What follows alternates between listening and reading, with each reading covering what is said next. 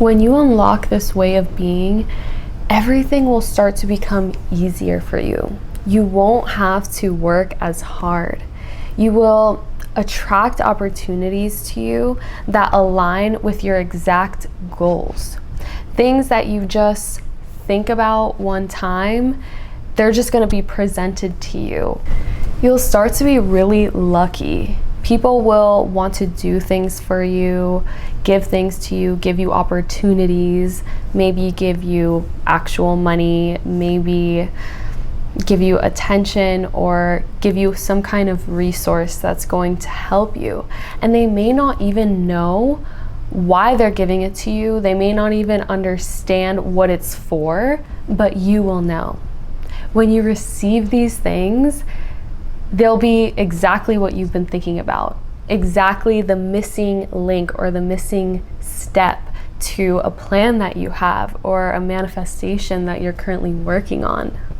You'll also realize that even when other people try to sabotage you, somehow their scheme ends up making your life better. It ends up helping you or benefiting you in some way. Maybe in the moment it seems like it's really working and like they're really having an effect on you and they're really messing with you. Or even if you don't know who it is, you just feel like something is messing with you or someone is messing with you. That will end up helping you in the long run anyways. As long as you stay focused on yourself, you stay focused on your mindset and your energy and the way that you are showing up, then there's nothing anyone else can do energetically to knock you down. So you're going to always prosper, you're going to always win. This is called having a goddess mindset or a god mindset, whatever you prefer. But being a goddess is not about finding yourself or discovering yourself. It's more about creating the person that you want to be, creating yourself. You're not just going with the default option of the circumstances that you were born in, or the things that you have done in the past, or the things that have been done to you, or generational curses, or bad relationships, or whatever other external circumstances that almost shape your reality. You're no longer going to create your identity based on the default setting. You are going to customize your reality. You are going to create yourself from scratch. Think about your energy and your mindset like a piece of clay. You can get a block of clay and you can just take it out of the packaging and just keep it as it is and it'll be fine, right? Or you can start to shape it, remove things, add things, create things. You can add color to it, you can design it, you can customize it in any way that you desire. But you have to have an intention to do that. You have to actively create that. You can't just accept it as it is, accept what's around you, accept who you currently are, and then never change anything and think that you're going to have a different life experience. The way that you're actually going to change your life experience is by changing your being, by changing your mindset, your habits, your energy. All of these things about you can be changed. You can become whoever, whatever you desire to be. Being a goddess has nothing to do with dressing a certain way or looking a certain way. It has everything to do with creating what you want to create and appearing in the way that you want to appear. When you have a goddess mindset, you no longer depend on the approval of others. You appreciate your relationships, but you don't sacrifice your own well-being or your own preferences in order to just please someone else or fit into a larger group. You're able to make your own decisions. You take in advice, you consider it, you don't just ignore what everyone tells you, but you make your own decisions. You allow yourself to process all of the information and respond from a place of calm, from a place of knowing. At the end of the day, everyone else can give you any advice, and they're trying to help you, right? But when you follow the advice, you're the one that's going to be affected by it. You're the one that has to live with the results of following someone else's advice. Because if you follow someone's advice and then you get a certain outcome that you don't like, and you go and tell them, oh, you told me to do this and this negative thing happened, they're going to say, oh, well, you do whatever you want to do, make your own decisions. They're not going to accept the blame. They're not going to accept the repercussions and the consequences of the decision. You are going to have to deal with that. You're going to have to live with that. So that's why you need to make your own decisions. You need to evaluate personally how it's going to affect you and if it aligns with you truly, because that is where your power lies. If you are constantly doing what everyone else tells you, you won't have the time or energy to do the things that are actually going to push you forward in a direction that you want to go. Because there's an infinite number of opportunities around you. There's so many different opportunities, and there's so many pieces of advice that you can follow, and they all work. But it's not about doing something that just works. It's about doing something that actually fulfills you, that actually satisfies you. You want to live your life in a way where you feel satisfied, where you feel successful, where you feel seen, where you feel accepted, where you feel comfortable, where you feel safe. That is not too much to ask, and a goddess knows this, okay? They know that it does not matter what anyone else says. It's more important to follow what your intuition tells you, because you're the one that's going to have to live with the results. The second way you can tap into the next level of your personal growth is by allowing others to be themselves. Not forcing and trying to manipulate everyone else to stay in your life. You get to be who you want to be, and so does everybody else. You cannot constantly try to force others to change for you. Having a goddess mindset is all about letting others be themselves and allowing them to decide whether or not they want to be in your life. It's not fair to you, and it's not fair to another person if you're forcing the relationship. So you have to learn the boundary of allowing other people to be themselves, because you expect them to allow you to be yourself. So when you start trying to force and manipulate other people, that's the frequency you're on, that's the energy you're putting out. That's what you're going to receive as well. You're going to realize that everyone else is trying to manipulate you, change you, no one else accepts you, everyone is judging you.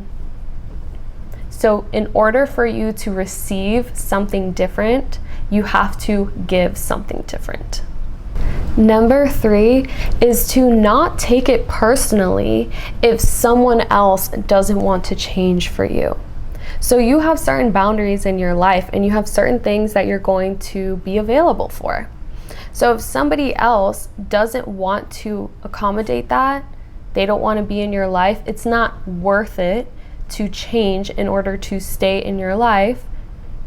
That's okay. You have to accept that. You can't change who you are in order to allow certain people in. You can't make exceptions on your boundaries. That is not the way of the goddess, okay? The goddess has very firm boundaries for herself, and they're not just going to allow anyone to come in. They're not just going to lower their standards for anyone.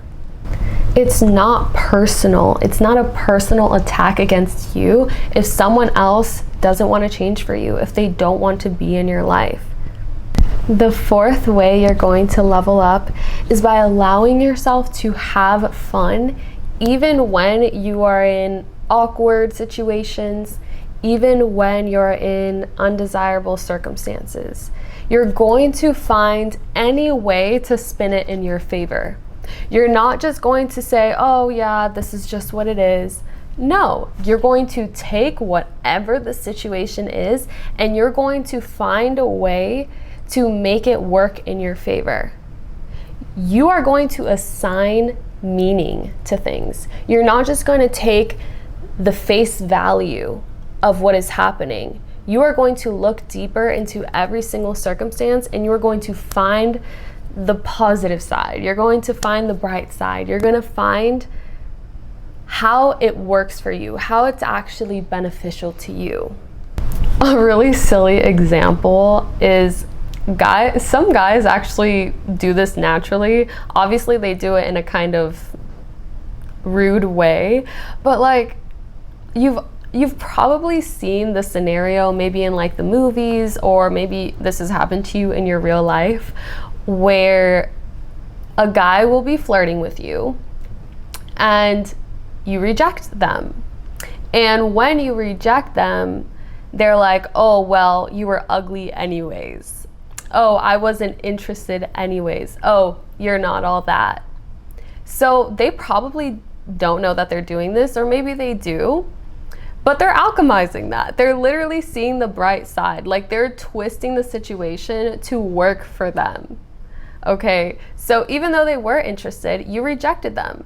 So instead of feeling all depressed and sad, they're going to say, oh, well, that's what I wanted anyways, because I didn't even want to be with you. So this is just like a very funny example. I don't recommend that you respond to rejection in this way at all. But it's a funny example to explain to you how when something negative happens to you, find the positive in it. You know, if it's in a situation with another person, then maybe just say it in your head and don't actually say it out loud, because you can still do alchemy and you can still transmute and still make situations work for you in your head. You don't always have to say things out loud, right? You can let someone else, you know, live their life and not hurt their feelings and still be living your best life too. And a goddess understands this. A goddess deeply understands how to create the life they want and have the reality that they desire without hurting someone else and without unnecessarily bringing someone else down. Because remember, when you're doing things that hurt other people that are of that frequency, you are on that level. So you are then, law of attraction, putting that vibration out, and you're going to attract that vibration. Number 5, you don't suppress your desires or your emotions. You allow them to guide you. So sometimes you will have desires, right? Like the desire to find love, the desire to start your own business, the desire to change your career, the desire to move somewhere or go somewhere, do something, or the desire to rest and do nothing. You need to honor these desires. Now, you're going to have to build discernment between a true desire and a superficial desire. So superficial desires can be brought on by habits, by other people that we surround ourselves with, by the types of shows that you watch, by the types of music that you listen to. So you're gonna have to discern between like social programming and actual desires that your soul has, that you truly have.